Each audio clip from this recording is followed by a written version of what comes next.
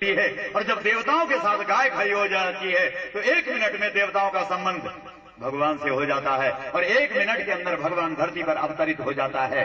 इतना महत्व है इस गाय का, इतना महत्व है इस धरती का। राम ने गौ रक्षा के लिए दल बनाया, उस दल के अंदर बंदरों को, भालुओं को, सबको जोड़ा और उस कसाई रावण का नाश किया और गौ माता की यानी सीता माता की धरती पर स्थापना की। उसके बाद श्री कृष्ण आए। कृष्ण ने कौन सा दल बनाया? ग्वालवाल दल बनाया। कृष्ण के ग्वालवाल दल ने क्या किया? कृष्ण का एक ही मुद्दा रहा। 120 साल तक श्री कृष्ण ने एक ही मुद्दा उठा करके रखा, क्या? गोवर्धन। लेकिन लोगों ने गोवर्धन को पहाड़ बना दिया। सुन लो, गोवर्धन, गौ को वर्धन, वर्धन शब्द का अर्थ होता है बढ़ाना। भगवान कृष्ण ने कहा मुझे गाय को बढ़ाना है, मुझे दुनिया के अंदर गौ की महिमा को सुनाना है। ब्रजवासी लोग जितने थे वो सारे के सारे क्या बोलते थे? हम पीढ़ी दर पीढ़ी से देवताओं की पूजा करते हैं। भगवान ने कहा बंद करो ये पूजा। क्या पूजा करते हो? बोला देवताओं की पूजा। बोला देवता हैं कहां? पता भी है तुम लोगों को? उसमें श्री कृष्ण के पिता भी थे, बाबा नंद भी थे। बाबा चुप रहो, तुम्हारी ये पूजा अंजसा ये न वर्तेता तदई वास्य ही देवतम। जिस गाय के अंदर 33 करोड़ देवता है, वो गलियों में घूमती है, वो कूड़ा कचरा खाती है, वो गंदगी खाती है और तुम देवताओं के पुजारी बनते हो। ये कैसी पूजा है? बंद करो ये पूजा। आज के बाद गाय की पूजा होगी। भगवान श्री कृष्ण ने गौ की पूजा करवाई। लोग बोलते हैं हम कृष्ण के भक्त हैं, हम कृष्ण के अनुचर हैं, जय श्री कृष्ण की बातें करते हैं। और गाय जिस नगर में, जिस शहर में, जिस कस्बे में गाय गंदगी खाती है और आवारा होकर के घूमती है, उस नगर में और उस शहर में जो संतानें पैदा होती है वो सारी की सारी आवारा होती है। लोग बोलते महाराज जी क्या करें, बेटा है लेकिन आवारा है। ओ मेरे भाई, गावो भूतम च भव्यंचा, गाय भूत भी है और गाय भविष्य भी है। भूत यानी हमारे पितरों का उद्धार करती है और भविष्य यानी हमारे पुत्रों का सुधार करती है। आप अगर हम अपने पितरों को तर्पण दें तो उसका नियम क्या है? गौ पूछ तर्पण। गाय की पूछ पकड़ो, उसके बाद जो दोगे वो तुम्हारे पितरों के पास पहुंचेगा। गाय है नहीं लगा हुआ त्रिप बताओ। जो आप गाय को खिलाते हैं वो सीधा डायरेक्ट गाय कहां पहुंचाती है? हमारे पितरों के पास। वो पिंड बन जाता है। आपको मालूम है कि गाय की पीठ में एक सूर्य केतु नाम की नाड़ी होती है, इसलिए गाय का घी पीला होता है। वो जो सूर्य केतु नाम की नाड़ी है वो द्रवित होती है, उससे एक पीला द्रव निकलता है। जैसे ही आप गाय का स्पर्श करते हैं, जैसे आप गाय की पूंछ पकड़ते हैं, आपका संबंध सीधे सूर्य लोक से हो जाता है। उसी स्थिति में जिस व्यक्ति के प्राण निकलते हैं वो सीधे सूर्य लोक को जाता है। यद गत्वा न निवर्तन्ते। ये तो वैज्ञानिक पद्धति है, ये कोई भावना की बात है नहीं। लोग बोलते मीरा को जहर दिया और श्री कृष्ण ने जहर का अमृत बना दिया। अरे श्री कृष्ण ने क्या जहर का अमृत बनाना था? मीरा का नियम था, वो पंचगव्य हमेशा पीती थी और जो व्यक्ति पंचगव्य पीता है उस पर जहर का असर नहीं होता है। तो वैज्ञानिक तथ्य। क्योंकि राणा ने उस घर में गाय रखने के लिए मना कर दिया था, इस घर में गाय नहीं रहेगी। मीरा ने कहा मैं गाय के लिए, और ब्रज रज, आज भी आप वृंदावन जाते हैं वहां का प्रसाद रज मिलता है। तो रज यानी मिट्टी, रज यानी धूल। तो धूल का इतना महत्व कैसे हो गया? तुलसीदास जी तो लिखते हैं नीच को धूल समान। बोला दुनिया के अंदर सबसे नीच चीज अगर कोई है तो धूल है। लेकिन वाह रे वाह, उस धूल की किस्मत खुल जाती है जिस धूल के ऊपर गाय का चरण पड़ जाता है। वो धूल जिस पे पड़ जाती है उसकी किस्मत बदल जाती है। ऐसी जो गौ माता है जो तुम्हारे समय को परिवर्तित कर देती है, जो तुम्हारी किस्मत को बदल देती है, उस गाय को आज भूल बैठे हैं। लोग बोलते महाराज जी ये गौ कथा क्या होती है? हमने कहा गौ कथा इस देश की सबसे पुरानी कथा थी। इस गौ कथा को विश्वामित्र ने गाया था, इस गौ कथा को राम और लखन ने सुना था, इस गौ कथा का आयोजन राजा जनक ने किया था। ये गौ कथा दुनिया की सबसे पुरानी कथा है।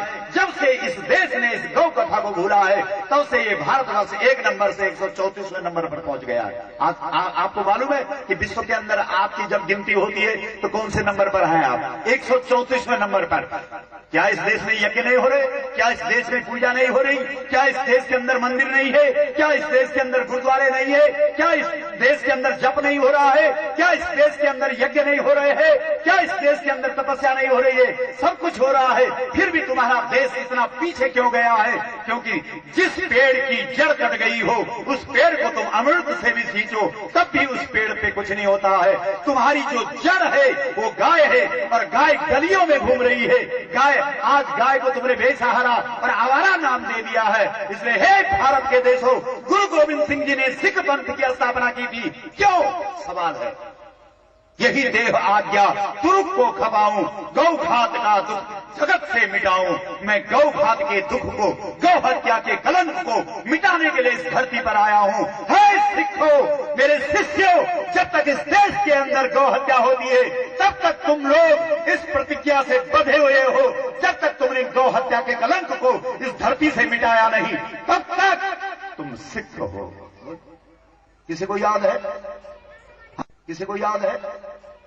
हमारे जो नामधारी सिख हैं उन्होंने इसके लिए कितनी कुर्बानियां की। श्री रामधारी जो राम सिंह, जिन्होंने जो अपना कितने जो कुका सिख हैं उन्होंने कितना बलिदान दिया था गौ माताओं के लिए। इसलिए भाई बहनों, ये 33 करोड़ देवताओं का चलता फिरता मंदिर है। तुम्हारे 3 मंदिर हैं जो मुख्य हैं। श्री कृष्ण का जन्म स्थान मथुरा, राम का जन्म स्थान अयोध्या, और शंकर का उत्पत्ति स्थान प्राकट्य स्थान काशी। तीनों मंदिर टूटे हुए हैं। क्यों? क्योंकि जो भगवान ने तुम्हें मंदिर दिया था, चलता फिरता मंदिर दिया था, जिस मंदिर के अंदर 33 करोड़ देवता थे, उसकी तो तुमने रक्षा नहीं की। इस देश के अंदर जो भगवान के द्वारा बनाया गया मंदिर है उसकी रक्षा तो होती नहीं है, और हम मंदिर बनाने की होड़ में हैं। हम कोई मंदिर विरोधी नहीं है, लेकिन मेरे भाई पहले उस मंदिर की रक्षा तो कर जो भगवान ने मंदिर बनाया है। उसकी तरफ तो तेरी दृष्टि नहीं, उसकी तरफ तो तेरा दर्शन नहीं, उसकी तरफ तो तेरी आंख नहीं, उसकी तरफ तो तू देखता नहीं। और कौन से मंदिर की बात करता है? हमारे शास्त्र बोलते हैं, हमारे वेद बोलते हैं, देव कोट्यो रोम कूपे व्यवस्थित। 33 करोड़ देवता गाय के रोम में अवस्थित है, गाय के रोमों में निवास करते हैं।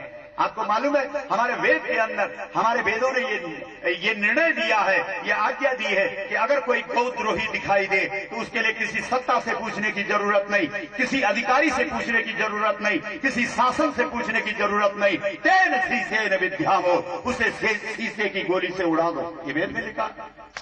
बोलो जरा विचार करो। तो हमारे जो सतीश जी हैं, इनके पराक्रम से और गौ माता की जो इनकी कुर्बानियां हैं उसको सुन करके, देख करके हमने स्वयं देखा, तो इसलिए हम इससे बड़े अभिभूत हैं। हमने कहा भाई, क्योंकि हमारे जो हम जिनकी चाल का अनुसरण करना चाहते हैं, हमारे जो इष्ट है, हमारे जो प्रेरक हैं, वो परशुराम है। और परशुराम ने कसम खाई थी गंगा जल हाथ पर उठा करके कि ये परशुराम ब्राह्मण है, लेकिन तब तक ये अपने हाथ से शस्त्र नीचे नहीं रखेगा, तब तक इसका कुल्हाड़ा नीचे नहीं उतरेगा, जब तक इस देश के अंदर गौद्रोहियों के रक्त से अपने पितरों का पिंड नहीं करेगा। परशुराम ने एक बार नहीं, परशुराम ने 21 बार कुरुक्षेत्र के मैदान में अपने पितरों का जो तर्पण दिया था वो गौद्रोहियों के रक्त से दिया था, गौद्रोहियों के खून से दिया था। इसलिए मेरे भाई बहनों, अगर विश्वामित्र एक राजा है लेकिन गौ को देख करके वहां एक ऋषि बन गया, गौ वो चीज है जो तुम्हें ऋषि बना देती है। इस देश के अंदर ऋषि बनाने वाला जो तत्व है वो गाय है। उस गाय को भूल गए। तुम्हें राम दिया है वो गाय ने दिया, तुम्हें कृष्ण दिया है वो गाय ने दिया, तुम्हें ध्रुव दिया है वो गाय ने दिया, तुम्हें